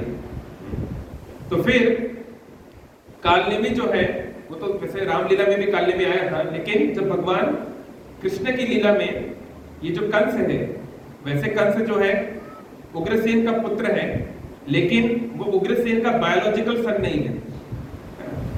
भगवान कृष्ण के जो दादाजी लगते हैं, तो उग्रसेन एक बार अपने राजमहल में नहीं थे, तो उस समय ये जो कालनेमी जो असुर था, ये इसने देखा कि एक बहुत सुंदर स्त्री एक उद्यान में चल रही है, वॉक कर रही है। वो थी उग्रसेन की पत्नी, क्या नाम था उनका, पद्मावती कुछ, मैं नाम भूल गया अभी, शायद पद्मावती था। एनीवे, तो वो उसके प्रति वो आकर्षित हो गया। मतलब उग्रसेन जब युवा थे तब की बात हो रही है। तो वो तो एक असुर था, बहुत शक्तिशाली था, तो उसने उग्रसेन का रूप धारण कर लिया, पूरी उसकी तरह दिखने में, पूरा वॉइस वगैरह सब कुछ कॉन्फ़िगर कर लिया, है ना। और वो उसने उनको अप्रोच किया, और वो बेचारी पहचान नहीं पाई, तो उनका मिलन हुआ, जिसके कारण कंस का जो है जन्म हुआ उनके घर में। लेकिन उग्रसेन इतने महान थे, उनको बाद में पता चला ये बात, फिर भी उन्होंने अपनी पत्नी को दोष नहीं दिया, क्योंकि उसकी गलती नहीं थी, उसने जानबूझ के नहीं किया। और बल्कि उस बच्चे को भी उन्होंने एक्सेप्ट कर लिया कि चलो ठीक है, शायद भगवान की यही गति रही होगी, यही उनका निर्णय रहा होगा भाग्य का। उस बच्चे को भी उन्होंने अपना पुत्र बना लिया, कंस। तो एनीवे, तो इसलिए कंस जो कि कालनेमी का अवतार है, उसका अंश है, उसके द्वारा इन 6 पुत्रों को मारा गया। तो कहने का मतलब है कि क्यों ऐसा होता है? तो भगवान बलराम जो कि गुरु हैं, वो भगवान कृष्ण के आने के पहले गुरु का जीवन में आना बहुत महत्वपूर्ण है। बोले ना कबीरदास जी, बोले कि कौन गुरु गोविंद दो खड़े, हाँ बलिहारी गुरु आपने पहले गुरु के प्रति। तो कई बार लोग बोलते हैं, हम लोग जाते हैं आपके इस्कॉन मंदिर, भगवान के दर्शन पहले होते हैं, पहले आपके गुरु जी प्रभुपाद जी के आप दर्शन करा देते हो, ऐसा क्यों है? या आप मंगल आरती करते हो तो पहले आप गीत गाते हो वंदे गुरु श्री चरणारविंदम, उसके बाद में हरे कृष्णा होता है, तो ऐसा क्यों है? तो हाँ, क्योंकि भगवान जो है, भगवान को पाना इतना आसान नहीं है। जैसे श्रील प्रभुपाद खुद एक लेक्चर में बोल रहे हैं, प्रभुपाद बोल रहे हैं सीताराम, राधा कृष्ण, लक्ष्मी नारायण, है ना, ऐसे बोलते हैं ना, या कुछ कल्चर में गौरी शंकर, जो भी है, तो हमेशा भगवान की शक्ति का नाम पहले रहता है। ऐसा क्यों भाई? हरे कृष्णा क्यों? कृष्ण हरे भी तो हो सकता है। अच्छा, पहली बात तो जो हरे कृष्ण है, इसमें हरे शब्द का अर्थ जानते हैं ना सब लोग? हाँ, हरे मतलब है संस्कृत में हे हरा। जब आप किसी को बुलाते हैं तो इस प्रकार से एनोटेशन देते हैं संस्कृत में। जैसे किसी का नाम ललिता है, तो अगर आपको उनको बुलाना है तो आप बोलेंगे ललिते। ललिते मतलब हे ललिता, जैसे भगवान राम बोलते थे सीते। तो हरे मतलब हे हरा, और हरा मतलब हरि की शक्ति, हरि की शक्ति को हरा बोलते हैं। तो प्रश्न है क्यों हरि की शक्ति का हरि से पहले क्यों बुला रहे हैं? क्यों उनको जो है उनका नाम उच्चारण किया जा रहा है? आप लोग बताइए, आप ही बताइए। वो छोटा बच्चा बता सकता है। बेटा क्या नाम है आपका? हाँ आपका ब्लैक, चलो आप बताओ। चलो रेड, हाँ क्या नाम है आपका? चैतन्य, बड़ा अच्छा नाम है। तो चैतन्य, जब आपको कुछ चीज चाहिए होती है, मान लो आपको कुछ सपोज कुछ खाना है, कुछ स्पेशल चीज, या मान लो कुछ साइकिल वाइकल कुछ चाहिए, है ना, तो पहले मम्मी के पास जाते हो कि पापा के पास? पक्का? तो कितने लोग हैं जो मम्मी के पास पहले जाते हैं या जाते थे जब भी वो संभावना थी, है ना? क्योंकि ये सामान्य बात है ना, कि शक्ति का नेचर एक स्पेशल प्रकार का रहता है, मर्सीफुल। तो इसलिए भगवान कृष्ण बहुत दयालु हैं, इसमें कोई डाउट नहीं है, बहुत बहुत दयालु हैं। फिर भी श्रीमती राधा रानी से अगर कंपेयर किया जाए तो श्रीमती राधा रानी और भी ज्यादा दयालु है, क्योंकि भगवान कृष्ण तब भी हिसाब किताब देखते हैं। गीता में बोला ना, ये यथा माम प्रपद्यन्ते, जो मेरे साथ जैसे डील करेगा मैं वैसे ही करूंगा। तो दुर्योधन ने भगवान को खाने पे बुलाया, शांति दूत बन के भगवान गए, तो भगवान ने बोला कि खाना हम उसके यहाँ खाते हैं जब उस व्यक्ति से हमारे को प्रेम हो, कोई संबंध हो, या हमारे पास कुछ कमी हो। जैसे कोई भिक्षुक, कई बार हमको मान लो कुछ नहीं है खाने के लिए, तो मांगना पड़ सकता है ना, हेल्प लेनी पड़ती है, या कोई बेचारा बहुत गरीब व्यक्ति है तो हेल्प लेना पड़ेगा। तो भगवान कृष्ण बोले कि तुम्हारा मेरे से प्रेम तो है नहीं, क्योंकि अगर प्रेम होता तो तुम मेरी बात मान लेते। क्या बात भगवान बुलवाना चाह रहे थे, जानते हैं ना? हाँ, पांडवों को इंद्रप्रस्थ लौटा दो, उनका आधा राज्य जो था वो लौटा दो। अगर वो नहीं दे सकते तो कम से कम 5 गांव ही दे दो भैया, कम से कम 5 क्षत्रिय हैं, कम से कम अपना काम कर लेंगे। तो दे दो हमको 5 ग्राम, रख लो अपनी धरती तमाम, हम वहीं बस जाएंगे, परिजन पर हंसी न उड़ाएंगे। रामधारी सिंह दिनकर जी लिखे ना, क्या नाम है, रश्मि धर, क्या रश्मि रति। दुर्योधन वह भी दे न सका, आशीष समाज के लिए न सका, उल्टे हरि को बांधने चला, जो था असाध्य वो साधने चला। दुर्योधन ने बोल दिया, अरे 5 गांव की क्या बात करते हैं आप? क्या बोला उन्होंने? हाँ, सुई की नोक के बराबर भी नहीं दूंगा, 5 गांव तो बहुत दूर की बात। तो इसलिए उन्होंने कहा कि तुम्हें अगर मेरे से प्रेम होता तो तुम मेरी बात मानते, प्रेम तो है नहीं। और दूसरा, जहां तक अभाव की बात है, तो सारे ब्रह्मांड को तो मैं खिलाता हूं, मुझे कैसे अभाव हो सकता है? इसलिए दुर्योधन ने सबसे अच्छा महल बनाया था, भगवान की अरेंजमेंट किया था। कहां पर? हस्तिनापुर का सबसे अच्छा महल कौन सा? इसका दुशासन का महल।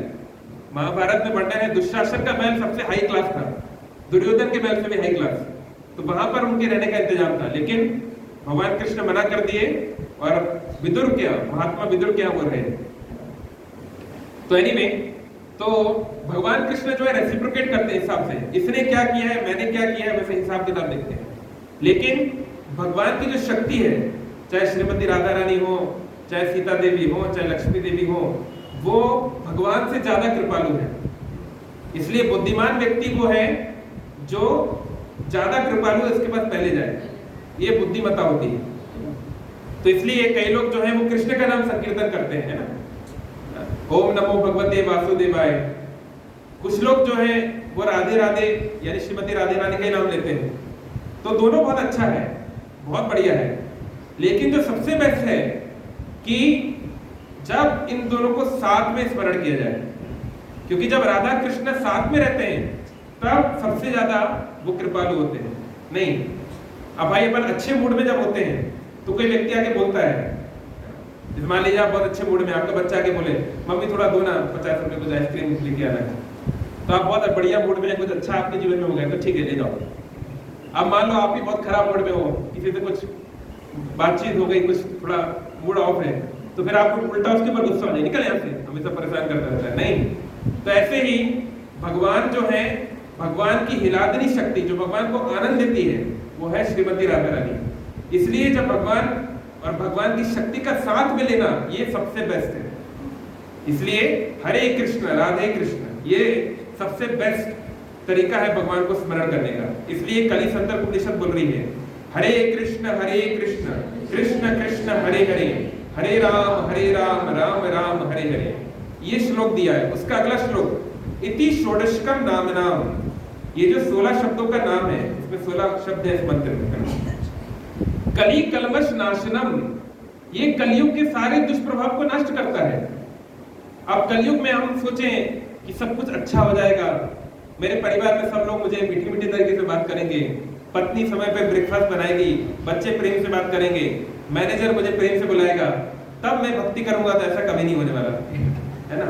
कलयुग जो है वो अपना प्रभाव करेगा ही। मान लीजिए अजमेर में बारिश हो रही है, भयानक बारिश हो रही है, अब आपको किसी जरूरी काम से जाना है, कोई अस्पताल जाना है, कुछ काम है, तो अब आप ये बोलो जब बारिश रुक जाएगी, जब कोई बादल नहीं रहेगा तब मैं जाऊंगा, तो हो सकता है आपका महत्वपूर्ण काम तो छूट ही जाए। तो ऐसे ही जो गांधी जी बोलते थे ना, be the change that you wish to see in the world. तो हम दुनिया को नहीं बदल सकते, अलग बात है, पहले खुद को तो बदलो। तो हम बारिश को नहीं रोक सकते, लेकिन हम एक अम्ब्रेला लेकर खुद को तो प्रोटेक्ट कर सकते हैं। तो ठीक है, दुनिया में बहुत बुराई है, बहुत कुछ है, फलाना फलाना बहुत कुछ है, let us improve ourselves, let us set the examples ourselves. हम लोग इस हरि नाम को करें, इस भक्ति को करें, हम धीरे धीरे शुद्ध हो, तो हमारे संपर्क से और 4 लोग शुद्ध होंगे, उनसे और 4 लोग शुद्ध होंगे। नहीं तो जैसे जैसे आगे बढ़ेंगे और धीरे धीरे बढ़ता चला जाएगा। ये आंदोलन की शुरुआत कैसे हुई? शीला प्रभुपाद जी अकेले 70 साल के वृद्ध व्यक्ति अमेरिका के पार्क, टॉम्किंसन स्क्वायर पार्क में जाके बैठ गए और वहां पे जाके कीर्तन करने लगे। कुछ नहीं था उनके पास, 2-4 लोग आए, लड़के युवा युवतियां आई, उनको अच्छा लगा उनका बात, वहां पे वो भी नृत्य करने लगे, वो भी बजाने लगे। 4 से 8 हुई, 12 हुई, 16 हुए, धीरे धीरे करके शुरू हुआ। आज भगवान की कृपा से 13,000 से ज्यादा सेंटर इस्कॉन के दुनिया भर में है, 6 कॉन्टिनेंट्स में, इवन अंटार्कटिका में भी कीर्तन हो चुका है ना। तो कहने का तात्पर्य है कि अगर हम, हाँ, तो मैं ये कह रहा था कि हाँ, तो ये इति षोडशकम नाम नाम कली कल्मष नाशनम, ना तो परतर उपाय, इससे बढ़कर कोई उपाय नहीं है। कोई भी मंत्र हो, चाहे गायत्री मंत्र हो, चाहे महामंत्र, कोई भी मंत्र हो, सबके एक बीज होता है। बीज मतलब जैसे एक वृक्ष है, उस बीज से ही तो वो वृक्ष आएगा ना। देखो हर कोई फल चाहता है, हर कोई चाहता है हमें अच्छा मैंगो मिल जाए, एप्पल मिल जाए, पर उसको लाने के लिए पीछे बहुत सारी प्रोसेस होती है। नहीं, ऐसे नहीं कि भैया मार्केट में जाके अपने मैंगो खरीद लिया, तभी आप ऐसा कर सकते हो, लेकिन जब किसान वो मेहनत करता है तब वो बनता है। नहीं, तो ऐसे ही हम चाहते हैं जीवन में हम आनंद में रहें। अच्छा अच्छा मीठा मीठा फल खाते रहे। उसके लिए हमको अपने कर्मों पे, अपने विचार पे, अपनी चेतना पे ध्यान देना पड़ेगा। तो बोल रहे हैं कि हर एक मंत्र का एक बीज होता है और एक फल होता है। अब जैसे मान लीजिए गायत्री मंत्र, तो लोग स्पीकरों पे गजा गजा कर रहे हैं। गायत्री मंत्र को जोर से उच्चारण नहीं करना चाहिए। गायत्री थी गायत्री, गायत्री मंत्र जो है वो गुरु कान में बोलता है अपने शिष्य के, ये नहीं स्पीकर पे बजा बजा के ओम भूर्भुवः स्वः और लगे हुए हैं ना। ये पर्सनली आपको चैंट करना है, ये शाब्दिक मंत्र नहीं है, इसको जोर से नहीं बोला जाता। लेकिन अभी तो क्या बोले, चलो एटलीस्ट लोग कर रहे हैं, ना करने से अच्छा तो करो, थोड़ा बहुत तो करो, बट ये आइडियल प्रोसेस नहीं है। तो कोई और मंत्र है उससे आपको मृत्यु, आपकी उम्र बढ़ सकती है। चलिए आपने महामृत्युंजय मंत्र का जप किया, आपकी 10 साल उम्र बढ़ गई मान लो, है ना, फिर भी 10 साल बाद मरना तो पड़ेगा ही ना। ऐसा तो है नहीं कि आप हमेशा के लिए अमर हो जाएंगे, वो तो होगा नहीं। तो बहुत सारे मंत्रों के अलग अलग फल हैं, लेकिन ये हरे कृष्ण महामंत्र, इसका फल क्या है, कौन जानता है इसका फल क्या है, क्या मिलता है इससे करने से? जी बताइए। हाँ, कृष्ण प्रेम मिलता है। हाँ, तो कोई बोलेगा अरे कृष्ण प्रेम क्या पता, कृष्ण कहाँ है, कृष्ण का हम कौन सा प्रेम, है ना।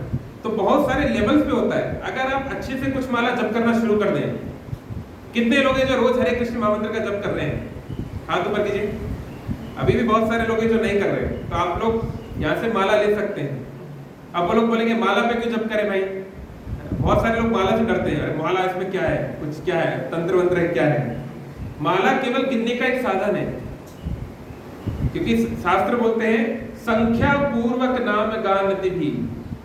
व्यक्ति को, साधक को, प्रैक्टिशनर को शुरुआत में गिनती करना चाहिए, महत्वपूर्ण है। जैसे जो बच्चे, जैसे हम लोग जब बैंगलोर में थे तो हमारे सीनियर बोलते थे no reporting means no business.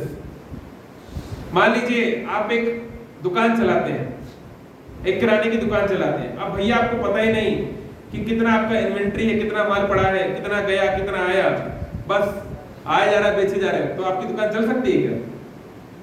आप एक स्टूडेंट हैं, आपको पता ही नहीं कि आपके सब्जेक्ट में कितने यूनिट हैं, बस एक रात पहले आप पढ़ते हैं, आपको उसमें पता ही नहीं कि भैया कौन कौन से टॉपिक है, कितना अपन ने पढ़ा कितना नहीं पढ़ा। तो कोई मुश्किल एग्जाम आप निकाल सकते हैं क्या? हो सकता है ऐसा? नहीं। तो किसी भी चीज में अगर हमको सक्सेसफुल होना है तो सिंसियरली उसकी रिपोर्टिंग करनी पड़ती है, उसके लिए कुछ माइलस्टोन्स बनाने पड़ते हैं। ऐसे ही भक्ति में भी अगर आप मन को कुछ लक्ष्य नहीं देंगे तो मन आपको बेवकूफ बना देगा। जैसे छोटे बच्चे हैं, छोटे बच्चे को आप बोलिए कि बेटा आप जो है, हम आपको पूरी स्वतंत्रता देते हैं, इंडिपेंडेंस, आप अपना टाइम टेबल बनाइए, आपको जो अच्छा लगता है आप उस टाइम टेबल में लिखिए। तो टाइम टेबल क्या होगा, 8 बजे 9 बजे उठेंगे, बढ़िया बिस्तर पे कुछ खाएंगे पिएंगे, कार्टून देखेंगे, फिर थोड़ा खेलने चले जाएंगे। आजकल तो वो भी नहीं है, मोबाइल में सब मोबाइल टापते रहते थे, मोबाइल देखेंगे, फिर कुछ खा लेंगे, फिर घूमने चले जाएंगे। मतलब उसमें पढ़ाई के लिए स्थान शायद होगा ही नहीं, है ना, क्योंकि आप उनसे एक्सपेक्ट नहीं कर सकते कि वो आपके लिए सिंसियर होंगे पढ़ाई में। तो इसलिए बच्चों को आपको कुछ टारगेट देना पड़ता है, नहीं बेटा आप इतने घंटे तो पढ़ाई करो कम से कम, या इतने सब्जेक्ट तो इतने टॉपिक तो कंप्लीट करो। नहीं, तो बच्चा धीरे धीरे मैच्योर होता है, जब कॉलेज में जाता है तो फिर आपको ये सब बोलने की जरूरत नहीं है। कॉलेज का बच्चा खुद ही अपना काम सब कुछ कर लेगा, क्योंकि उसको पता है कि भैया नौकरी वोकरी नहीं मिलेगी, बेरोजगार होना पड़ेगा, नहीं, तो इसलिए वो मैच्योर हो जाता है। ऐसे ही माला पे जप करना जरूरी नहीं है, जप के लिए स्मर्तव्य नियमेन काला, कोई नियम काल नहीं है, व्यक्ति कहीं पर भी भगवान का नाम ले सकता है। फिर भी जैसे पढ़ाई, कोई बच्चा बोले कि मम्मी मैं बुक पे बैठ के पढ़ाई नहीं करूंगा, मैं बैठ के पढ़ाई नहीं करूंगा, मैं बस में जाते हुए, टीवी देखते हुए, खाना खाते हुए मन ही मन पढ़ाई करता रहूंगा, अंदर ही अंदर चल रहा है। तो कोई माता ये बात मानेगी क्या? आप मानोगे क्या? बोले डंडा मारोगे तेरे को, चुपचाप पढ़ाई करने बैठे, नहीं। तो ऐसे ही लोग हम बोलते हैं थोड़ा भगवान का नाम जप कीजिए, थोड़ा गीता पढ़िए। अरे प्रभु जी क्या बताएं, 24 घंटे सांसों के साथ अंदर बाहर राम का नाम ही निकल रहा है, बस और कुछ नहीं, बस हम नाम ही लेते रहते हैं दिन भर। तो फिर ये तो खुद को और दूसरों को बेवकूफ बनाने वाली बात है।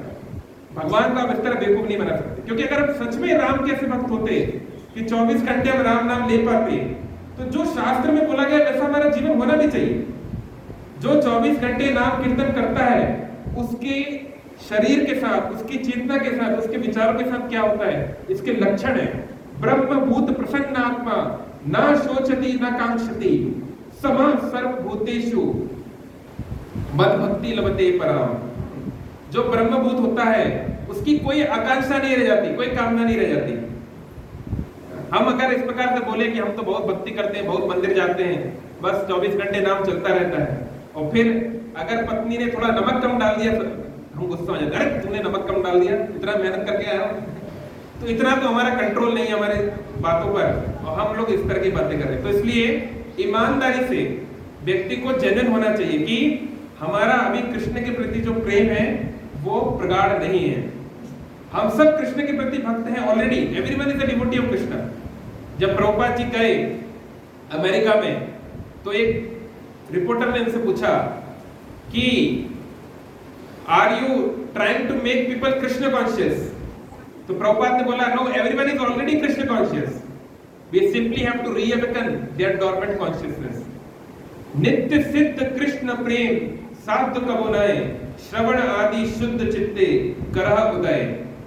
हर व्यक्ति का कृष्ण से वैसे ही संबंध है, हर व्यक्ति कृष्ण को पहले से ही प्रेम करता है ना, चाहे वो आतंकवादी क्यों ना हो, चाहे वो कुत्ता बिल्ली क्यों ना हो, हर व्यक्ति का कृष्ण संबंध है। क्योंकि कृष्ण विष्णु रूप में, शिरोदक्षय विष्णु रूप में, वो परमात्मा के रूप में उसके शरीर में है। लेकिन अभी क्या हुआ है, वो जो हम लोग के जो संबंध है उसमें बहुत बड़ी दीवार आ गई है, बहुत सारा कचरा भर गया है, इसलिए हम कृष्ण को देख नहीं पा रहे हैं। तो शास्त्र क्या बोल रहे हैं, श्रवण आदि शुद्ध चित्ते करह उदय। ये जो श्रवण कीर्तन ये सब करने के माध्यम से, भक्ति करने से क्या होता है, वो गंदगी धीरे धीरे साफ होती है। तो कृष्ण प्रेम तो बहुत दूर की बात है, अगर आप अच्छे से हरिनाम करने लगे तो क्या होगा, पहला चेतो दर्पण मार्जनम, हमारा हृदय धीरे धीरे शुद्ध होगा। ये गारंटीड है। अगर ना हो तो मुझसे 1 लाख रुपए का चेक लेके चले जाइएगा कि अगर आप सिंसियरली भगवान का नाम जप करें और आपका क्रोध कम ना हो, आपकी काम वासना कम ना हो, आपके लोभ कम ना हो, तो आप हमारे ऊपर कानूनी केस कर सकते हैं, ये होगा गारंटेड। अगर बशर्ते आप प्रोसेस को अच्छी तरह फॉलो करें। फॉलो क्या है, शास्त्र बोल रहे हैं, आर ना करी निंदा कृष्ण कृष्ण बोली, अजन्य चैतन्य से जिले बेला होली। भगवान जो है वो अजय है, कोई उनको जीत नहीं सकता, लेकिन भगवान अपने आप को उनको बेच देते हैं, उनसे जीत जाते हैं जो 2 काम करते हैं। क्या 2 काम? पहला कृष्ण कृष्ण बोली, भगवान का नाम कीर्तन करते हैं। तो आप बोलेंगे, अरे बहुत सारे बड़े बड़े साधु सन्यासी हैं, फलाना फलाना बापू है, ये है वो है, वो तो बहुत सारा कीर्तन करते थे, कथा बोलते थे, अभी तो कुछ उनमें से जेल में है, कोई ये कर रहे हैं वो कर रहे हैं, तो ऐसा कैसे हो गया? तो आपको 2 काम करने हैं, कृष्ण कृष्ण तो बोलना है, भक्ति तो करनी है, और दूसरा ऐसे नहीं कि मुंह में राम और बगल में छुरी, राम नाम बकना और पराया माल अपना, ऐसा नहीं चलेगा। आपको भगवत गीता के अनुसार जीवन जीना भी पड़ेगा। केवल गीता पढ़ने से नहीं होगा, उसको अपने जीवन में लाने का प्रयास करना पड़ेगा, जो कि बहुत कठिन है, मजाक नहीं है, मुश्किल है। क्योंकि भगवत गीता आपसे कुछ डिमांड करती है, तमोगुण को छोड़ के रजोगुण में आओ, रजोगुण को छोड़ के सतोगुण में आओ। अभी सुबह 9 बजे उठते हो तो 8 बजे उठो, फिर 7 बजे उठो, फिर 6 बजे उठो। अभी नॉनवेज खाते हो तो धीरे धीरे नॉनवेज खाना कम, ये सब कुछ करना पड़ेगा। अगर आप वो नहीं करेंगे तो फिर पूरी तरीके से पद्धति काम नहीं करेगी, है ना। जैसे साइंस में होता है, आपने देखा आप टाइट्रेशन कर रहे हैं, इस केमिकल को इससे मिलाया, फिर इसमें एक कैटलिस्ट डाला, तो सब कुछ फॉलो करेंगे तब आएगा ना प्रोडक्ट। ऐसे थोड़ी ना एक स्टेप कर दिया बस बाकी हम नहीं करेंगे, तो ऐसे नहीं होगा। तो कृष्ण कृष्ण बोलना है, और पहला काम आर ना करी निंदा, दूसरे की निंदा नहीं करना। तो ये इतना आसान नहीं है। हो सकता है आप बोलोगे नहीं हम तो किसी की निंदा नहीं करते, हो सकता है हम लोग फिजिकली ना करते हो, लेकिन मानसिक स्तर पे कोई हमसे थोड़ा आगे निकल जाए तो क्या होता है, क्या आग जलती है, हम भी जानते हैं, आप भी जानते हैं, नहीं। तो इतना आसान नहीं है, बहुत कठिन है। तो इसलिए मैं थोड़ा सा बोलकर समाप्त करूंगा, समय हो गया। तो इसलिए हमको ये समझना चाहिए कि हम इस बहुत बड़ी सृष्टि में एक बहुत छोटे से अंश हैं। तो अगर हम ये सोचेंगे अहंकार पूर्वक कि बस मैं अपना काम करते जाऊं और बस किसी का बुरा ना करूं, क्योंकि हम चाहे अनचाहे हमसे बुरा होगा ही। हम कभी भी पूरी तरीके से प्योर नहीं रह सकते, होगा ही। इसलिए भगवान बोल रहे हैं कि तू मेरे लिए कर, उसको बोलते हैं कर्मयोग। तो कर्मयोगी क्या होता है? कर्मयोगी मानता है कि भगवान प्रभु है, भगवान की सत्ता है, इसलिए वो जो कुछ कर्म करता है वो भगवान को अर्पित करता है। लेकिन कर्मयोगी और भक्ति योगी में क्या अंतर है? कर्मयोगी जो होता है वो कर्म के प्रति अटैच होता है, लेकिन भक्ति योग का कोई अटैचमेंट नहीं है। भक्ति की परिभाषा कोई जानता है? भक्ति की परिभाषा, भक्ति किसको बोलते हैं?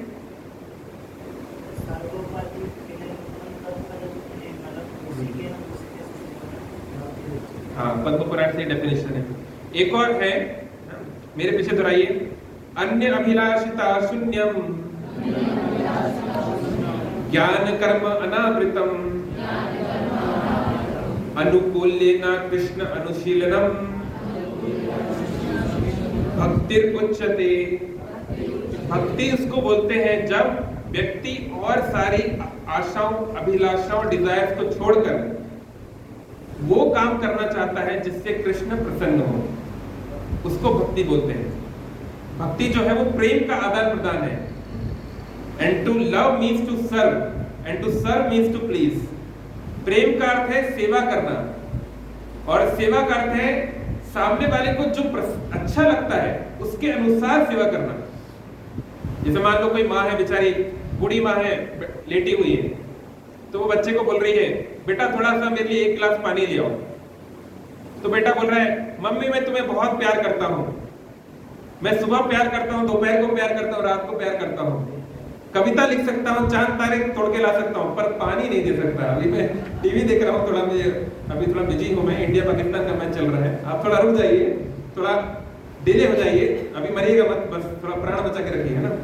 तो कोई अगर ऐसे बोले तो वो प्रेम नहीं हो सकता, है ना। तो प्रेम का अर्थ है सामने वाले के प्रसन्नता के लिए कार्य करना। इसलिए चैतन्य चरितामृत बोल रही है, आत्मेंद्रिय प्रतिवांछा तारे बोली काम, कृष्णेंद्रिय प्रतीक्षा धरे प्रेम नाम, अतः प्रेम काम बहुत अंतर, काम अंधतम प्रेम निर्मल भास्कर। तो एग्जाम्पल दिया गया है सनसेट और सनराइज, सूर्योदय और सूर्यास्त। तो दोनों दिखने में एक जैसा लगता है। किसी छोटे बच्चे को आप पिक्चर दिखा दीजिए कि अजमेर की पहाड़ियों में सूर्योदय हो रहा है कि सूर्यास्त, वो पहचान नहीं पाएगा, नहीं, क्योंकि दिखने में एक जैसा होता है। लेकिन क्या वो एक जैसा है? सूर्योदय के पश्चात क्या हो रहा है? सूर्य आएगा, अभी तो रोशनी आएगी, अंधकार चला जाएगा, और सूर्यास्त के बाद एकदम उल्टा होगा, पूरा अंधकार में हो जाएगा। तो दिखने में एक जैसा है लेकिन बहुत अंतर है। ऐसे ही काम वासना और प्रेम एक जैसा दिखता है, कोई अंतर नहीं कर पाता दूर से कि लस्ट क्या है और लव क्या है, काम क्या है और प्रेम क्या है। पर शास्त्र बोल रहे हैं कि अब यहाँ भक्त भी किसी अपने प्रभु के प्रति सेवा करना चाहता है, और संसार में कई बार जो सो कॉल्ड सच्चा प्यार होता है उसमें भी लोग ऐसा दिखाते हैं कि हम तुम्हारे लिए ये कर देंगे, वो कर देंगे, वो बहुत कुछ, है ना। तो अंतर क्या है? अंतर ये है कि काम वासना में व्यक्ति कुछ एक्सपेक्टेशन करता है, आत्मेंद्रिय प्रतिवांछा, उसकी इंद्रियों को संतुष्ट करने का उसे कुछ मिलना चाहिए। एक कहावत है अंग्रेजी में, you scratch my back and I scratch your back. मैं तुम्हें कुछ देता हूं, तुम मुझे कुछ दो, like a trade, like a deal, तुमसे मुझे कुछ मिलेगा, मुझसे तुम्हें कुछ मिलेगा। तो इसको प्रेम नहीं बोलते, इसको काम वासना बोलते हैं। और प्रेम क्या है? कृष्णेंद्रिय प्रतीक्षा धरे प्रेम नाम, कृष्ण की प्रसन्नता के लिए कार्य करना, इसको प्रेम बोलते हैं। इसलिए गोपियों की इतनी महानता बनाई जाती है, क्योंकि गोपियों ने जो कृष्ण के लिए किया वो अनपैरेलल्ड है। हम लोग जानते हैं कि एक समाज में, अब जैसे मानिए बहुत सारे महान भक्त भगवान के हुए, पर गोपियों की इतनी खासियत क्या है? मान लीजिए कोई भक्त है, प्रहलाद महाराज हैं, ध्रुव महाराज हैं, हनुमान जी हैं, ये भगवान का नाम कीर्तन कर रहे हैं, है ना, भगवान के लिए रो रहे हैं, भगवान को गले लगा रहे हैं, तो सभी लोग उनको वाह-वाही करेंगे, बहुत अच्छा कर रहे हो आप, नहीं। पर ये जो गोपियां थी, ये इनका जो भगवान से जो संबंध है ये पराकीय भाव है। जो माधुर्य यानी कि एक पुरुष और स्त्री का जो संबंध है ये दो प्रकार के होते हैं। एक होता है स्वकीय मतलब समाज के द्वारा एक्सेप्टेबल है, जैसे सीताराम, रुक्मणी कृष्ण, इसको बोलते हैं स्वकीय। एक होता है परकीय, जो समाज के द्वारा एक्सेप्टेबल नहीं है। तो जो गोपियों का जो प्रेम है कृष्ण के प्रति, इसको परकीय बोलते हैं, यानी कि समाज की दृष्टि में गोपियां कृष्ण की पत्नी या प्रेमिकाएं नहीं है या नहीं होना चाहिए। तो एक स्त्री के लिए अपने पति, बच्चे सबको छोड़ के किसी और के पास जाना ये बहुत कठिन है। जैसे हम में से कुछ लोग ब्रह्मचारी हैं, कोई सन्यासी हैं, तो हम लोग अपने परिवार को कोई छोड़ दिया, कोई अपना जॉब छोड़ दिया, धन दौलत छोड़ दिया, ये करना कठिन है। फिर भी इतना कठिन नहीं है, लेकिन सबसे कठिन होता है अपने मान सम्मान को त्यागना। It's very difficult.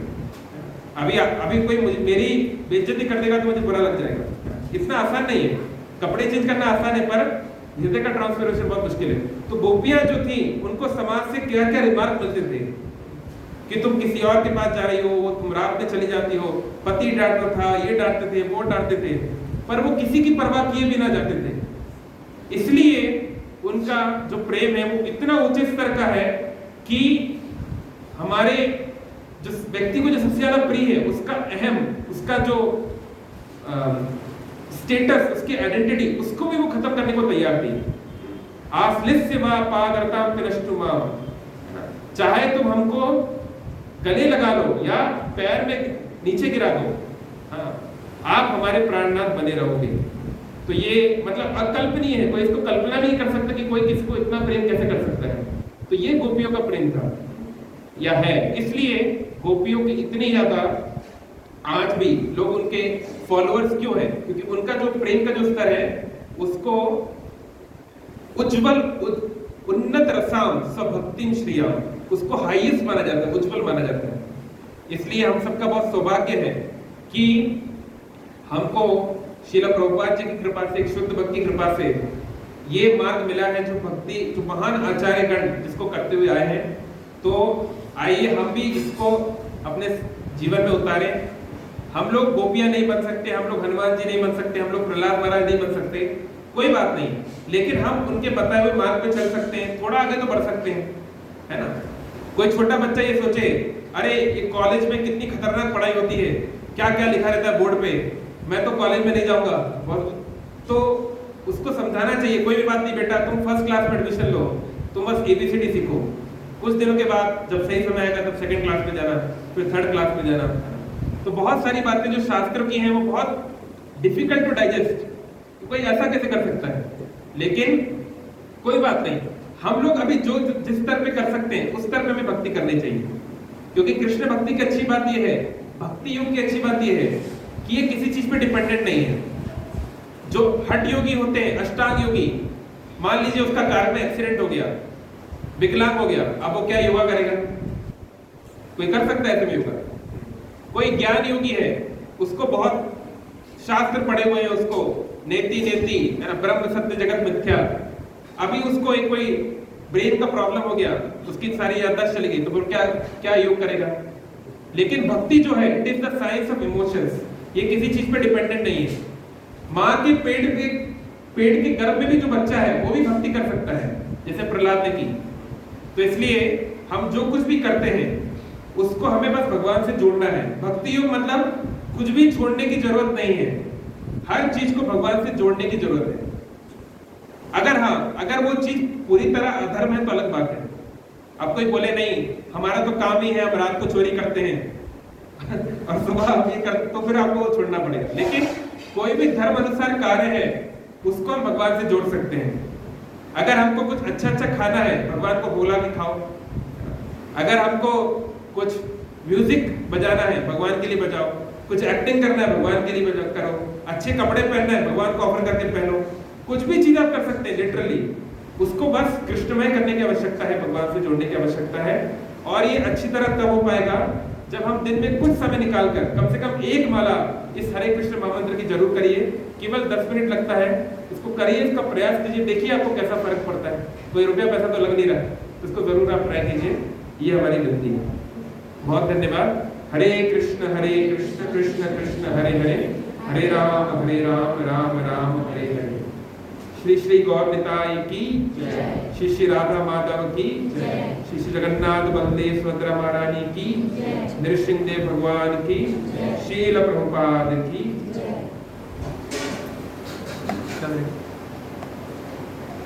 रेडी ना? किसी का कोई कमेंट हो या कुछ क्वेश्चन हो तो बोल सकते हैं।